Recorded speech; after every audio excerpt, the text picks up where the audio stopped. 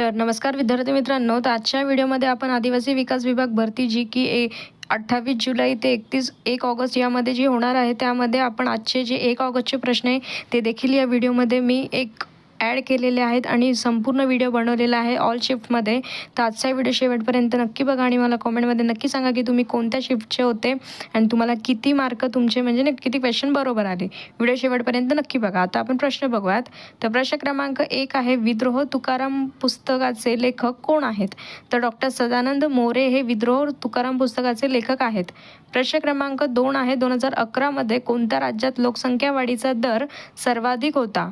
तर 2011 मेघालय या राज्यात लोकसंख्या वाढीचा दर सर्वाधिक होता.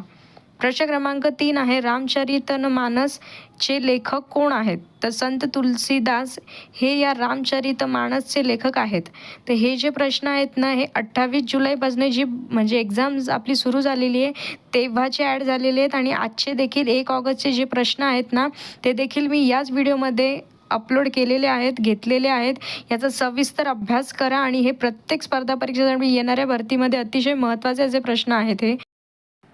पुढचा प्रश्न आहे, प्रश्न क्रमांक 4, हृदय प्रत्यारोपणाची पहिली घटना कोणत्या वर्षी झाली?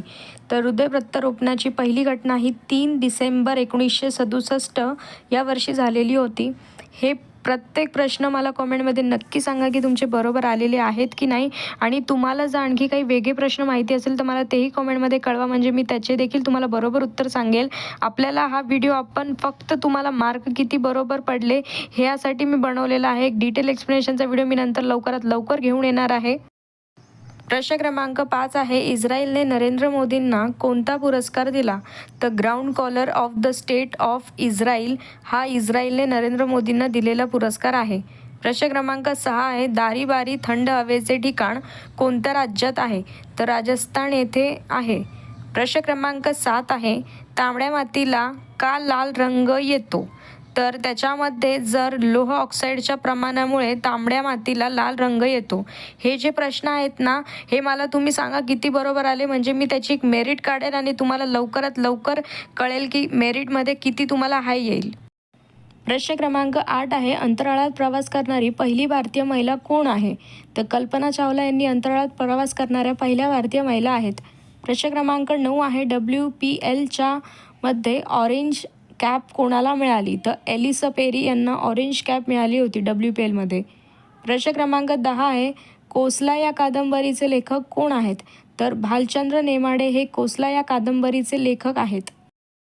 प्रश्न क्रमांक 11 आहे, गॅस्ट्रॉनॉमी 2025 शहर म्हणून कोणत्या शहराला ओळखले जाते? तर लखनौ या शहराला गॅस्ट्रॉनॉमी 2025 शहर म्हणून ओळखले जाते. प्रश्न क्रमांक 12 आहे, बांदीपुरा कोणत्या राज्यात आहे? तर कर्नाटक येथे आहेत. प्रश्न क्रमांक 13 आहे, न्यूटनचा शोध कोणी लावला? तर सर आयझॅक न्यूटन याने न्यूटनचा शोध लावला आहे. प्रश्न क्रमांक 14 आहे, देवनागरी लिपी म्हणजे काय?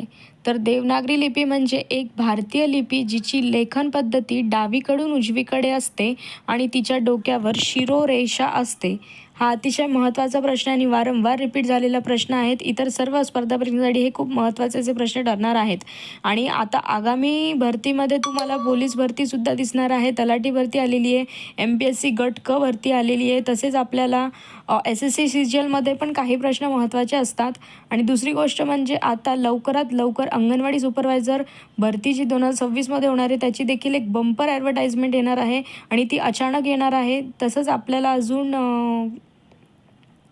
ही जी भरती आहे ना, काय म्हणतात, नगर परिषद भरती, ही देखील लवकरात लवकर येणार आहे.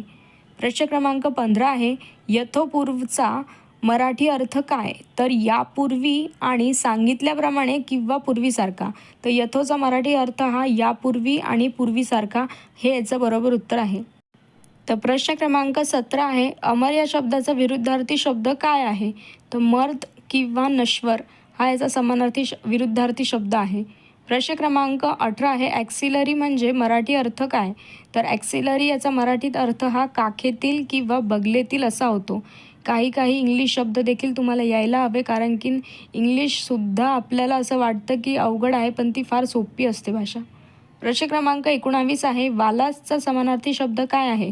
तर वाघाची पाठ किंवा वळूस हा वालास या शब्दाचा समानार्थी शब्द आहे.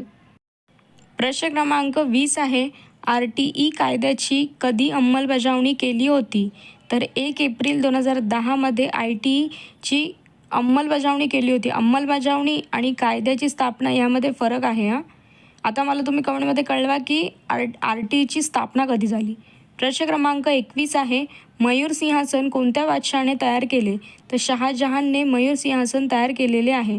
प्रश्न क्रमांक 22 आहे, न्यूट्रॉनचा शोध कोणी लावला? न्यूट्रॉनचा शोध जेम्स चॅडविक याने लावलेला आहे.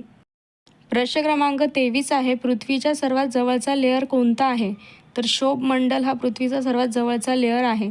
प्रश्न क्रमांक 24 आहे, कुष्ठरोग दिवस कधी साजरा केला जातो? तर 30 जानेवारीला कुष्ठरोग दिवस साजरा केला जातो. प्रश्न क्रमांक 25 आहे, उपराष्ट्रपतीचा कालावधी किती वर्षाचा असतो?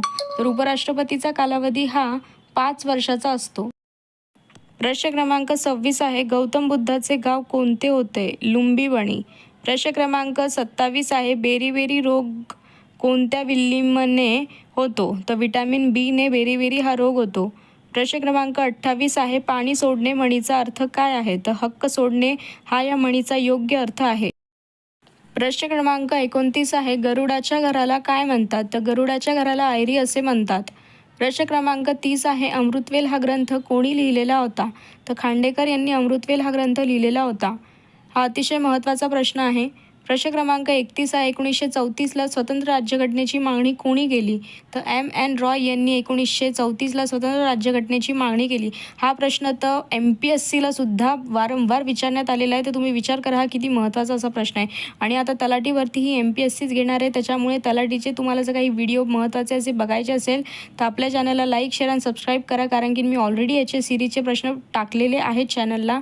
नवीन असेल तर फॉलो करायला विसरू नका. धन्यवाद.